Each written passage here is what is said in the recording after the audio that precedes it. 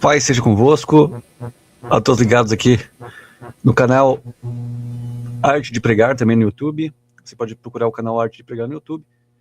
Arte de Pregar, deixa eu só ver aqui. Arte de Pregar mesmo, senão eu vou errar o site aqui. É o canal Arte de Pregar, você pode procurar lá, www.youtube.com/cooperador_Paulo G. Paulo, letra P, letra maiúscula, e o G ali. Vou compartilhar a tela para vocês verem. Compartilhar a tela. StreamYard. Tem essa ideia de compartilhar a tela aqui, é legal. Vou mostrar o site para vocês. Aí está o canal Arte de Pregar. Nesse canal você vai encontrar estudos, leitura bíblica do Jim Swaggart. Aqui, ó. Você vai encontrar a leitura bíblica, algumas curiosidades do hebraico, a lição bíblica sabatina da Igreja Universal Assembleia dos Santos, né? Você também vai encontrar a leitura bíblica da Bíblia do Expositor, né? Da leitura bíblica da Bíblia do Expositor de Jim Swaggart, explicações, contrapontos, modos falando sobre evangelismo, e agora também o estudo do ponto de fé da Igreja Universal Assembleia dos Santos, também você vai encontrar lá. E também quero voltar lá para a tela, voltar para cá. Então tá lá o site www.youtube.com/cooperador_Paulo cooperador_Paulo G, né? O G maiúsculo no final, tudo junto. Você vai encontrar o canal Arte de Pregar, e lá você vai encontrar esses estudos. E também tem o site que eu quero apresentar para vocês agora. O site é... Compartilhar a tela aqui. O site do Arte de Pregar. Aí está o site do Arte de Pregar. Aqui você vai encontrar também alguns conteúdos adicionais, algumas leituras adicionais, a leitura que eu estou fazendo dos livros, né? Você vai encontrar a leitura do livro O Prefácio, de John Stott. Tem aqui a leitura também da Bíblia NTLH. Você pode ler a Bíblia, tem meu comentário aqui, você pode clicar aqui e você tem ali acesso ao capítulo de Reis, né, que eu estou lendo, e algum comentário que eu fiz ali explicando o que eu achei do capítulo, o que eu entendi do capítulo. Também tem as leituras da Bíblia do Expositor, ó, todo o capítulo aqui, comentário do Expositor, o meu contraponto, aplicação prática. Você encontra tudo nesse site de forma gratuita. Você vai encontrar também o prefácio do livro de John Stott, né? Encontrar o prefácio da Bíblia, do livro de John Stott, A Cruz de Cristo, né? Tem aqui todo o prefácio, eu vou ler todo o livro e colocar aqui também no site. E também todos os vídeos explicando aí o que eu estou lendo, explicando em vídeo, trazendo algumas pregações também. E agora nesse vídeo, né, vou já indicar o site para vocês, tudo em letra minúscula, Arte de Pregar Palavra, tudo junto, .blogspot.com. Você tem acesso aí também a esse site, você pode entrar, ler, ver os vídeos e entender um pouco mais da Bíblia e conhecer também a Igreja Universal Assembleia dos Santos. E hoje a gente vai estar estudando o ponto de fé, estudo de 6 primeiros pontos de fé da Igreja Universal Assembleia dos Santos. Tem o livro aqui, ó, o ponto de fé da igreja, mostrando aqui para vocês. Deixa eu só parar de compartilhar aqui e mostrar o ponto de fé para vocês. O ponto de fé aqui da Igreja Universal, eu tô com o ponto de fé aqui, são 40 pontos desse ponto de fé antigo, não sei se eles atualizaram, mas são 40 pontos de fé. Então, aqui, lá no site, a gente já encontra os 6 primeiros pontos explicados com alguns comentários e referências bíblicas adicionais. A gente pode estar procurando. Compartilhar a tela, vou mostrar o site para vocês de novo, mostrar ali o ponto de fé. Nós podemos estar estudando também. Olha só, vamos lá. O primeiro ponto de fé aqui, primeiro é a explicação, ó, estudo dos 6 primeiros pontos de fé da Igreja Universal Assembleia dos Santos. Vamos ver se está aparecendo para vocês aí.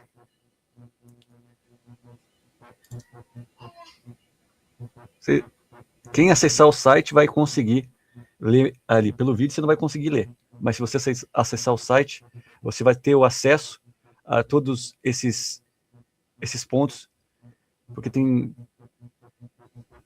um modo ali que pelo Word fica maior, né? Mas aqui pelo site a letra está menor. Então, se você entrar no site, você vai conseguir ler lá. Então, estudo dos 6 primeiros pontos da Declaração de Fé da Igreja Universal Assembleia dos Santos. A introdução. Este estudo apresenta os 6 primeiros pontos da Declaração de Fé da Igreja Universal Assembleia dos Santos, com correção gramatical, organização doutrinária, explicação bíblica e linguagem simples e referências adicionais para aprofundamento. O objetivo deste material é fortalecer a compreensão das Escrituras Sagradas, demonstrando que a salvação está em Jesus Cristo, o Filho de Deus, que é o único Pai e o único Deus verdadeiro, e que o Espírito Santo é o próprio Espírito de Deus atuando no universo e na redenção da humanidade. O próprio Deus em movimento, né? Primeiro ponto de fé: Jesus Cristo é único e suficiente Salvador e mediador. Cremos que Jesus Cristo é o único e suficiente Salvador e mediador entre Deus e os homens, e que, por meio do seu sacrifício na cruz, concede pelo seu sangue a remissão dos pecados anteriormente cometidos pela graça e mediante a fé. Cremos que Jesus Cristo é o único e suficiente Salvador e mediador entre Deus e os homens, e que, por meio do seu sacrifício da cruz, concede pelo seu sangue a remissão dos pecados anteriormente cometidos pela graça e mediante a fé. Aí os versículos, Atos capítulo 4, verso 12. É que nenhum outro há salvação, porque também debaixo do céu nenhum outro nome há, dado entre os homens pelo qual devamos ser salvos. Nenhum outro nome há, nenhum outro há, também debaixo do céu, nenhum outro nome há, dentre os homens pelo qual devemos ser salvos. Então Jesus Cristo é o único que pode nos dar a salvação, o único que pode nos levar a Deus. A Bíblia ensina claramente que somente Jesus pode salvar. Nenhuma religião, homem ou obra pode substituir o sacrifício de Cristo. Mateus capítulo 1, verso 21. Ele dará à luz um filho, e lhes porá o nome de Jesus, porque ele salvará o seu povo dos pecados deles. O próprio nome Jesus significa Salvador. Ele veio ao mundo com a missão de libertar a humanidade do seu pecado. 1 Timóteo capítulo 2, versos 5 e 6. Porque há um só Deus, e um só mediador entre Deus e os homens, Cristo Jesus, homem, o qual se deu a si mesmo um preço de redenção por todos. A explicação: Jesus é o único mediador entre Deus e os seres humanos. Somente por meio dele temos acesso ao Pai. Efésios 2, verso 8. Porque pela graça sois salvos, por meio da fé, e isso não vem de vós, é dom de Deus. A salvação não é comprada, nem conquistada por um esforço humano. Ela é um presente dado por Deus mediante a fé em Jesus. 1 João capítulo 2, verso 2. E ele é a propiciação pelos nossos pecados, e não somente pelos nossos, mas também pelos de todo o mundo.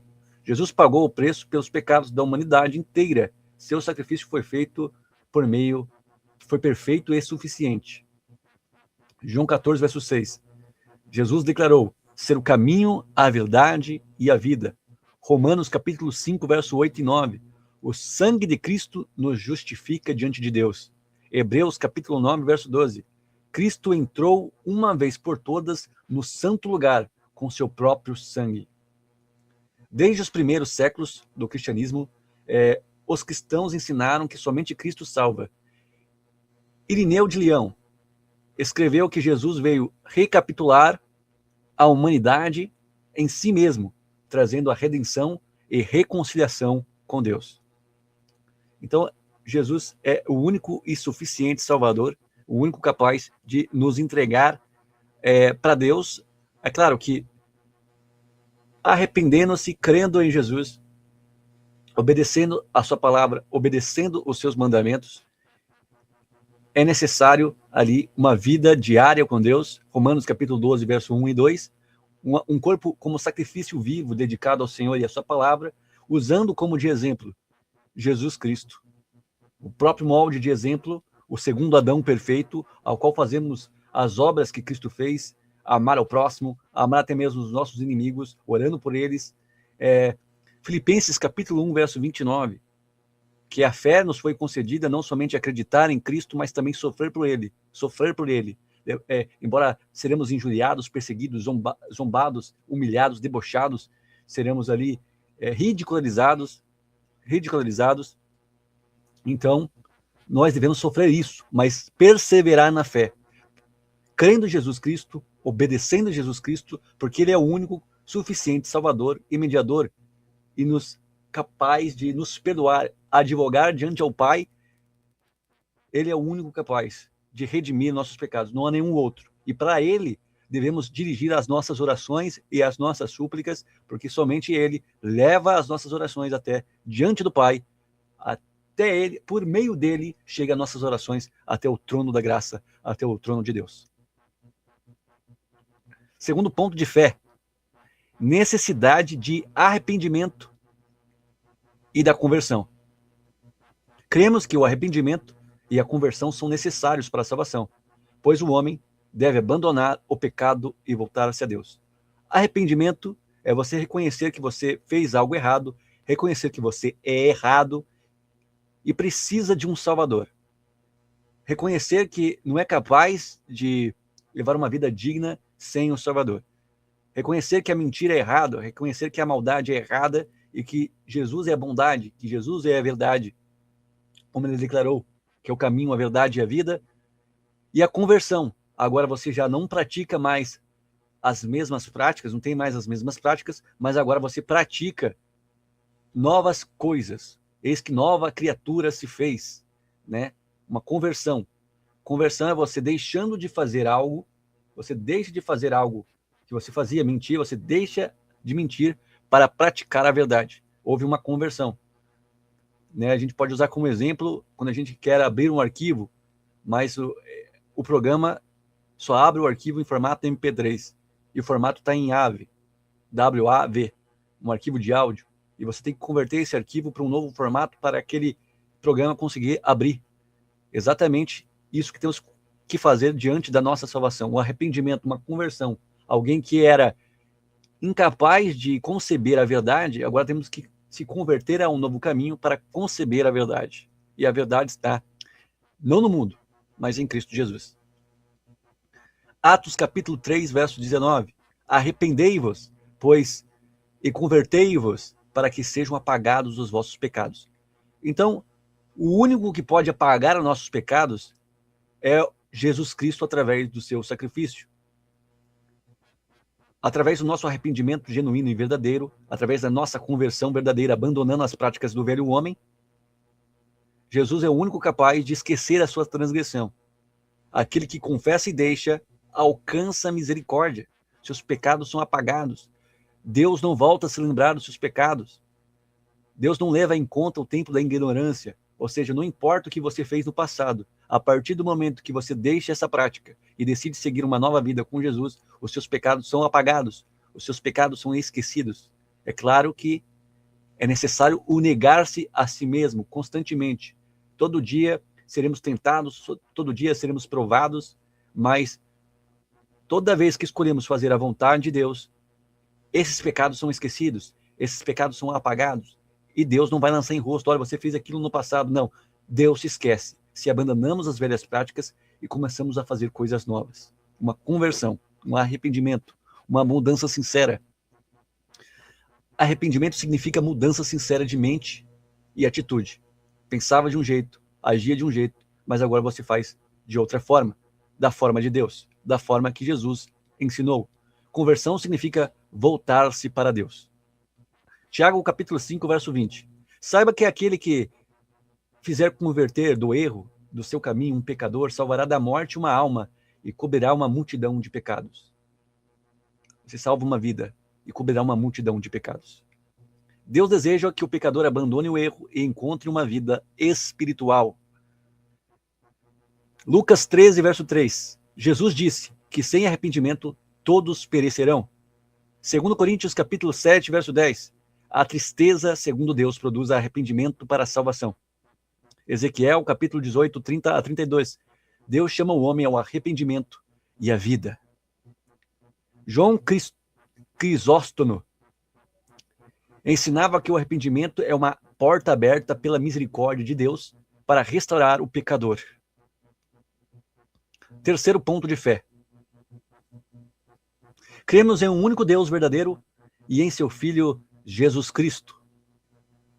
Cremos na existência de um único Deus verdadeiro, Criador de todas as coisas, o Senhor Yahvé, Javé, ou Jeová, Todo-Poderoso, e na existência do seu Filho, o Senhor Jesus Cristo, que fez propiciação pelos nossos pecados. Cremos que o Pai e o Filho possuem corpos gloriosos espirituais e são unidos em perfeito propósito, amor e santidade. Cremos também que o Espírito Santo é o Espírito do próprio Deus, isto é, o poder e a ação de Deus operando em todo o universo conforme a sua vontade. João capítulo 7, verso 3. E a vida eterna é esta, que te conheço a ti só, por único Deus verdadeiro, e a Jesus Cristo, a quem enviaste. Jesus reconhece que o Pai como o único Deus verdadeiro e apresenta-se como o enviado de Deus para salvar a humanidade. João 1,34. E eu vi e tenho testificado que este é o Filho de Deus. João Batista testemunhou que Jesus é o Filho de Deus prometido. Apocalipse capítulo 4, verso 8 a 11. Santo, santo, santo é o Senhor Deus, o Todo-Poderoso, que era e que é e que há de vir. O Pai é apresentado como eterno, soberano e digno de toda a adoração. 1 João capítulo 2, verso 2. E ele é a propiciação pelos nossos pecados. Jesus é aquele que reconciliou o homem com Deus por meio do seu sacrifício. Deuteronômio capítulo 6, verso 4. O Senhor nosso Deus é o único Senhor. 1 Coríntios capítulo 8, verso 6. Há um só Deus, o Pai, e um só Senhor, Jesus Cristo. Colossenses capítulo 1, 15 a 16. Cristo é a imagem do Deus invisível. Justino Martin ensinava que o Filho procede do Pai e participa da obra divina da criação e da redenção. Então aqui cremos em um único Deus verdadeiro e seu Filho Jesus Cristo. Deus verdadeiro, o Pai e o Filho, a qual está escrito nas epístolas de João, explicando do Pai e do Filho. Eles, em uma comunhão, formam o Deus verdadeiro.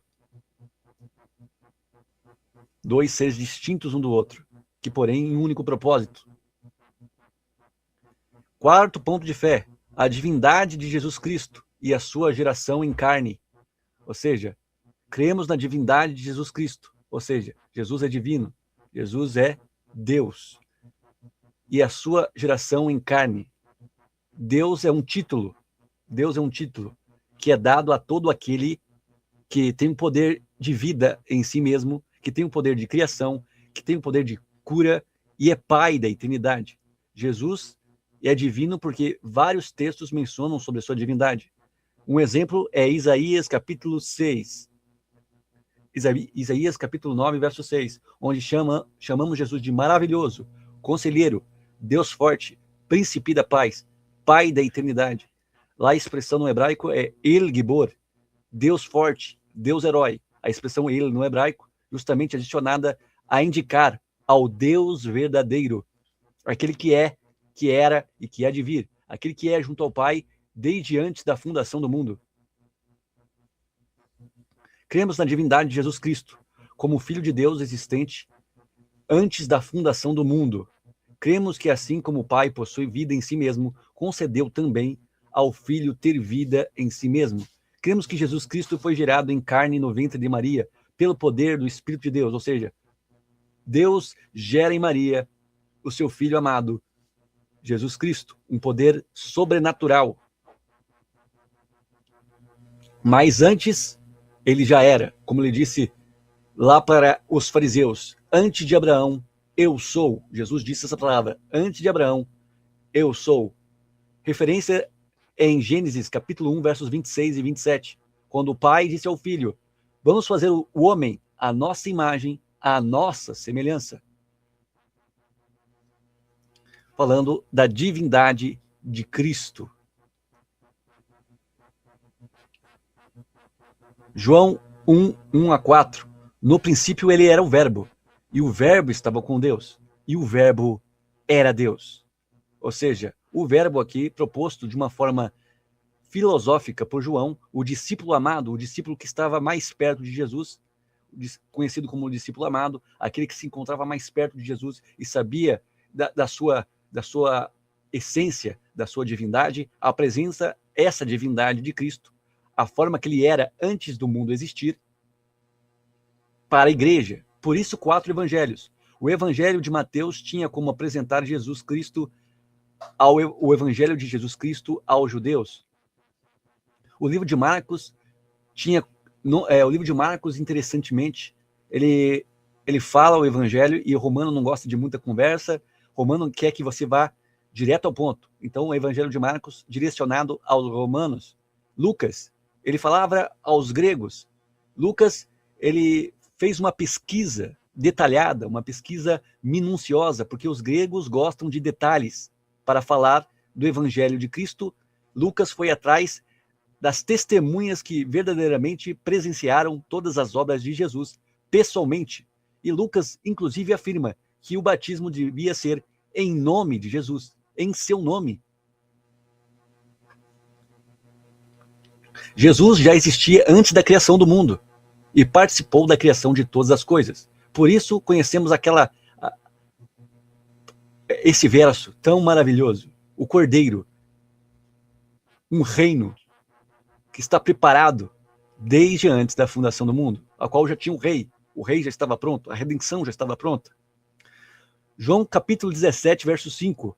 E a glória me tu, ó Pai, glorifica-me tu, ó Pai, junto de ti mesmo, com aquela glória que tinha contigo antes que o mundo existisse. Ou seja, Jesus tinha uma glória, a mesma glória que ele tinha junto ao Pai, e a glória que ele tinha era a glória de ser Deus. Jesus afirma que existia ao lado do Pai antes da criação. Colossenses capítulo 1, 15 a 17. Porque nele foram criadas todas as coisas. Porque nele foram criadas todas as coisas. Deus deu autoridade. Deus deu autoridade ao Filho para que nele fossem criadas todas as coisas. Por isso, Gênesis capítulo 1, versos 26 e 27, mostra o verbo de ação. Quando Deus diz, façamos, ou seja, vamos fazer. Ele falava com seu filho, vamos juntos fazer o homem a nossa imagem e a semelhança. Mostrando que Jesus participa de outros momentos na criação. Logo que em Provérbios, capítulo 8, mostra que Jesus era a sabedoria de Deus. Antes que os montes surgissem, ele já estava aproveitando das delícias do Pai, ao qual o Pai ensinava por ele o meio à sua bondade. Olha só que maravilha. Cristo participou da criação e sustenta todas as coisas. No livro de Jó, Deus pergunta a Jó aonde ele estava quando Deus colocava o alicerce que sustenta o universo. E esse alicerce que Deus coloca e que sustenta o universo é Jesus. Jesus é o nosso alicerce que leva ao Pai. Salmos capítulo 2, verso 7. Tu és meu filho, eu hoje te gerei. Essa palavra gerei é diferente de criatura. Jesus não é uma criação. Jesus não é uma criatura. Jesus é gerado. Jesus é gerado. Gerado significa o quê? Que Jesus participa da mesma essência do Pai. Jesus é filho biológico. Falando de forma metafórica, simbólica, usando a limitação humana para entendermos, é como se Jesus corresse nas veias de Jesus o mesmo sangue do Pai. Jesus é filho biológico de Deus e nos reconcilia com o mundo. Por isso que o seu sangue, o sangue de Jesus, nos reconcilia com Deus. Por isso que o seu sangue é tão precioso, porque o sangue de Jesus vertido no madeiro nos reconcilia de volta com o Pai. Porque através de Jesus, agora nos tornamos filhos de Deus, coerdeiros da graça, coerdeiros do reino, agora chamados filhos de Deus, por adoção. É uma profecia messiânica, apontando para o Filho de Deus. Em Hebreus, capítulo 1, Deus vai falar para os anjos, olha, nenhum outro eu tive por filho, nenhum outro disse, hoje eu te gerei. Agora ajoelhem-se perante ele e o adorem. João capítulo 5, verso 26. Porque como o Pai tem vida em si mesmo, assim deu também ao Filho ter vida em si mesmo. Então o Pai concedeu essa autoridade ao Filho. E novamente dizendo, é um só Deus, porque eles trabalham, por mais que sejam dois seres diferentes, O Pai é um, o Pai nunca encarnou, o Pai nunca veio, o Pai nunca desceu, mas o Filho encarnou, o Filho se humilhou-se a si mesmo e se tornou obediente, se tornou servo sofredor do Pai, segundo Isaías, que diz Isaías capítulo 53, e foi obediente a Deus até a morte de cruz. Essa é a diferença. Jesus, ele se desceu, se tornou servo, abriu mão da glória, se humilhou, se fez semelhante a homens. Isso quando ele estava aqui na terra. Isso quando ele estava encarnado. Agora está ressurreto, corpo ressurreto, transformado, exaltado. O Filho recebeu do Pai autoridade. O Filho recebeu do Pai autoridade e vida. Lucas 1, 26 a 35. Descerá sobre ti o Espírito Santo, e o poder do Altíssimo te cobrirá com a sua sombra. Jesus nasceu milagrosamente pelo poder de Deus. Mateus capítulo 1, 18 a 25. Maria achou-se ter concebido do Espírito Santo. Miqueias capítulo 5, verso 2. O Messias tem origens desde os tempos antigos. Hebreus 1, 1 a 3. O Filho é o resplendor da glória de Deus. Filipenses capítulo 2, 5 e 11. Cristo esvaziou-se e veio em forma humana. Atanásio defendia que Cristo participa da natureza divina e veio ao mundo para restaurar a humanidade. Cristo abriu mão da sua glória, veio até nós para fazer propiciação pelos nossos pecados. Isso não faz com que ele seja menosprezado. Ele deve ser considerado maioral, servo de todos, mas o maioral, porque ele abriu mão do que tinha.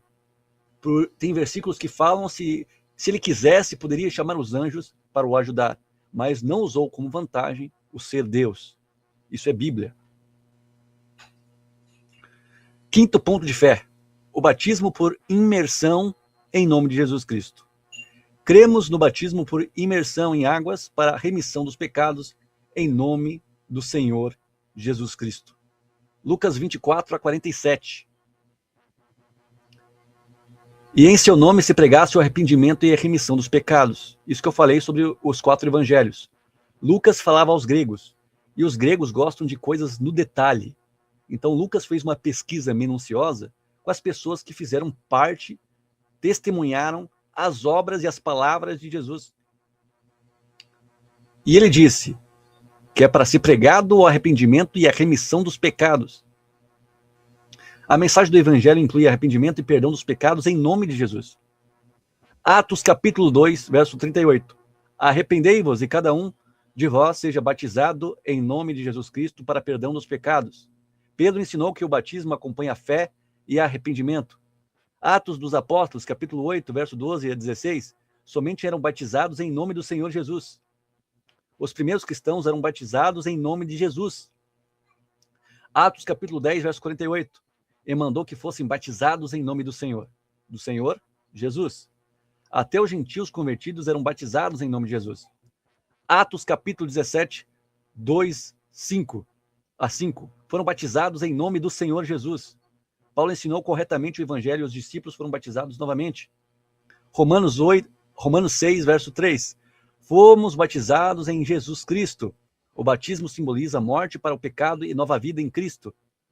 Efésios 4, verso 5. Um só Senhor, uma só fé, um só batismo. O povo de Deus possui uma fé e compromisso espiritual. Gálatas capítulo 3, verso 27. Todos quanto fostes batizados em Cristo, já vos revestistes de Cristo. O batismo representa união espiritual com Cristo. Colossenses 3,17. Tudo quanto fizerdes, fazei em nome do Senhor Jesus Cristo.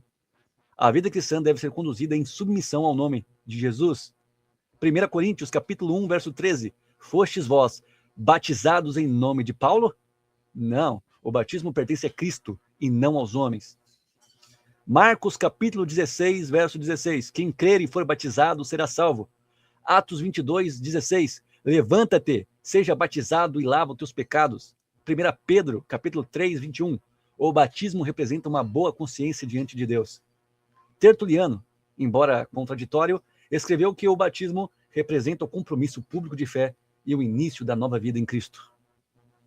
É uma nova vida com Cristo. O nome de Jesus Cristo é pregado, não porque somos unicistas, mas porque o nome de Jesus Cristo nos leva ao Pai, e porque de verdade acreditamos na dualidade divina, Pai e Filho, sendo o Espírito Santo a ação do próprio Deus em movimento em busca da redenção da humanidade. E o livro de Atos está recheado, com o batismo em nome do Senhor Jesus Cristo. No livro de Atos não há indício de nenhuma fórmula batismal dizendo Pai, Filho e Espírito Santo. Nas primeiras cartas reproduzidas de Mateus, capítulo 28, verso 19, há indícios que no rodapé do versículo dizia: este versículo pode ter sido alterado. Por quê? Porque houve um tempo ao qual o livro de Mateus havia se perdido, ao qual Mateus tinha todos os escritos de Jesus escritos em aramaico. E quando foi traduzido pela Bíblia, a Bíblia israelita, no rodapé apareceu: esse versículo pode ser alterado, pode ter sido alterado. Como outros que temos provas que foram alterados. Segundo é o caso de 1 João, capítulo 5, verso 7. 3 testificam no céu, assim como 3 testificam na terra. O versículo não aparece no original grego.